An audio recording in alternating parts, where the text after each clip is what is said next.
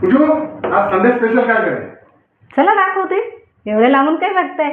बघा, हे Sunday special ही मटणाची भाजी केलेली मस्त. खोबरं वगैरे जेवढे मसाले माझ्याकडे अवेलेबल असतात आणि ते असतातच असतात घरामध्ये, तर सर्व मसाले टाकून वाटण करून आणि मी मटणाची भाजी केलेली आहे. आणि मित्रांनो, तुम्ही पण आता मित्रांनो म्हटलं लगेच असा प्रमाणाने पुश करा आता तिथं.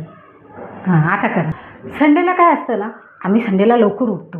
असं पण आम्ही एरवी लवकरच उठतो कारण आम्हाला ऑफिसला जायचं असतं, पण संडेला लवकर उठतो कारण त्या दिवशी आमच्या घरी नॉनव्हेज असतं. कारण आम्ही अधूनमधून नॉनव्हेज काही खात नाही, पण संडेला असतं.